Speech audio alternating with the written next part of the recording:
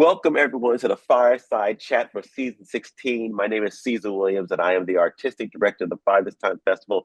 And it is my honor to welcome season 16 playwright Brittany Fisher to the program. Welcome, Brittany. How are you doing today? I'm doing well. Thank you so much for having me. Oh, it is our pleasure to have you and your play Pound Cake in the festival this year. Please tell us about your play. Okay, sure.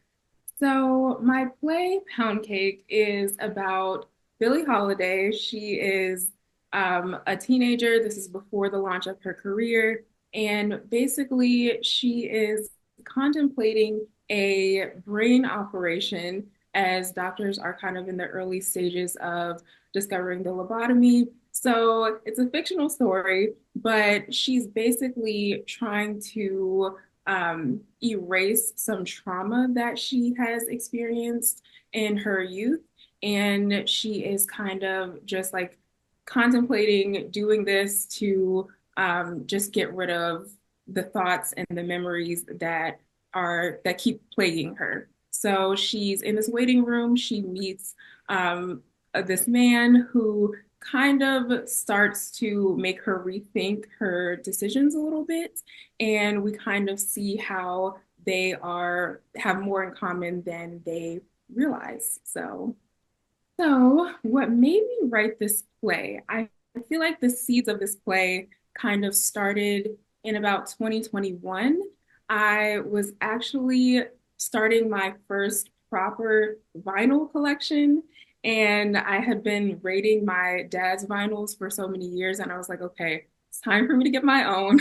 So, um, if you know anything about like collecting a lot of vinyls, once you accumulate a bunch of them, they are very heavy. So I think like when I was first starting out, I was trying to be very intentional about which ones that I bought and which ones I started with. So one of the first ones I bought was Lady Sings the Blues by Billie Holiday. And when I bought that album, it really kind of got me thinking about Billie Holiday and just her work as an artist, as an activist, and just kind of all that she experienced, all that she went through, because she actually had a very, very traumatic life from the time that she was a child to the time that she died. And I think a lot of people don't really know that about her. And it really made me think about just a lot of the activists that we kind of see on a platform, that we kind of see their work and we kind of see how they inspire us, but we don't really think too hard about what their internal struggles are. So I really wanted to do a little bit of a nod to Billie Holiday and just all of the work that she's done, all of the struggles that she went through to just be an artist and to really speak out about what was going on in her community. So that was just kind of the root of the idea in the play. And here we are in 2024 with a little snippet of that. How's your vinyl collection going so far? It's going. I feel like I'm still like being very selective about what I'm choosing, but there's like some Marvin Gaye in there. There's Jimi Hendrix. I have some. What else do I have? I have like a Big Sean vinyl in there. I have Kendrick Lamar. I have Nas. So a little like past and present, but it's coming together. We're being selective though. That's very interesting. Uh, what message or thought do you want the audience to walk away with after seeing your play? I would say the biggest thing that I would want the audience to get from this play, there's actually a quote from the book, The Perks of Being a Wallflower, that I really love. And I'm paraphrasing a little bit, but it goes, I think if I ever have kids and they're upset, I'm not going to tell them that people are starving in China or whatever, because that's not going to change the fact that they're upset. And even if someone else has it much worse, that really doesn't change the fact that you have what you have. And I think what I love about that quote and how it ties into the story is that these two characters, they both have something completely different going on, something completely like very traumatic, and they never make it a competition of like who has it worse. they both empathize with each other. They both kind of lean on each other and learn from each other, even though what they're going through is very different. So I think that's what I want people to get from this play and these characters. Is just the fact that there doesn't have to be a competition of who has it worse because there are 8 billion people in the world. Someone's always going to have it worse. But I think at the end of the day, how can we kind of support each other, empathize with each other, and just find healthy ways to navigate what we're going through? I think what would want people to know about me is that even though I'm very quiet and reserved in person, like my physical being, I think my work is very outspoken. That's where I really kind of speak out and like can be very vocal about issues and like be very bold. And I think that is something that I really take pride in. I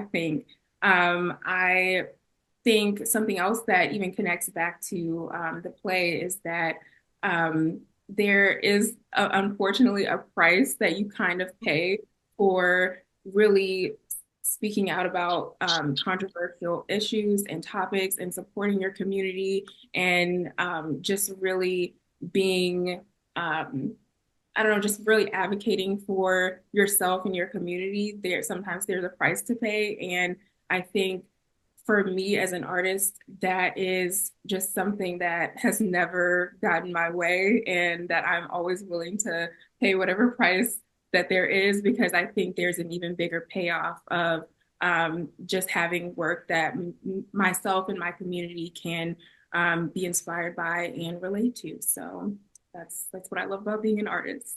That's great. What is your earliest theater memory? Oh my goodness.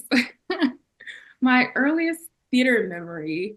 Well, I will say I got into theater a little bit late. So I would say my earliest theater memory would maybe be I was an undergrad and I saw Sweet Charity. Hmm. I went to James Madison University in Harrisonburg, Virginia, and I remember that kind of just being like this transformative experience. And even though like it's not kind of in relation to the things that I write, I it just really kind of opened my eyes to what theater can be and create on stage. And I was very fascinated by that. And that kind of led me to continue in the realm that I'm in. So that's what I remember. Okay. This may be the same memory, but it could be different. But what is your favorite theater memory? My favorite theater memory. Hmm. My favorite theater memory is actually seeing Thoughts of a Colored Man on Broadway that I still maintain that that is my favorite play that I have ever seen. I was raised by a really amazing village of Black men, and I grew up, you know, hanging out at the barbershop and like just always playing with the boys. So I feel like that play I related to so much, and it was just such an amazing experience to kind of see the people that I grew up around and that raised me to see them reflected on stage was so amazing to me. So I love, love, love that play and that memory. And yeah, I would love to see that again. Thoughts of a Colored Man actually inspired me to write my own play with an all Black male cast. And I am working on that right now. And it is hopefully coming soon, but it's called Involuntary Astronauts. And it is like this wild play about these men and they're in space and they're kind of maneuvering through their thoughts about police brutality. And it's actually a little bit of a twist on the film 12 Angry Men. So Mm. are working on that right now. I'm excited about that. And hopefully I get to share it soon. If folks wanted to get more information about you or your work, How can they find it? Yes. So if people want to find me, I have a website. It is brittanyfisher.com. I'm also on New Play Exchange, and I'm not super active on social media, but hopefully, that'll change soon. But yeah, I think that's the gist of what's out there for me. Great, great. Where did you grow up? I grew up in Richmond, Virginia. Oh, okay. Richmond, Virginia. Okay. Were you always creative? Were you always wanting to be involved in the arts? Um, Yes and no. So I was always a writer. I think from the time I really could write, I was always writing poetry. That's kind of what I started out doing. And then shout out to teachers, to educators. I think like when I was a child, every English class that I was ever in, my teacher would always encourage me to keep writing and keep going. So I kept going. And it was actually when I went to undergrad is I actually went to undergrad for journalism, and I was like, I that made sense to me of how I could make a career out of writing.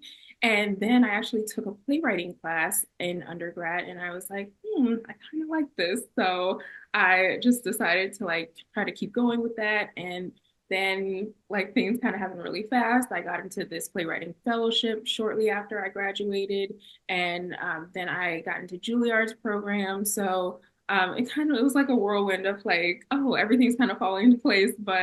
Um, but yeah, I guess I never really thought that I would be doing this as a career of any kind.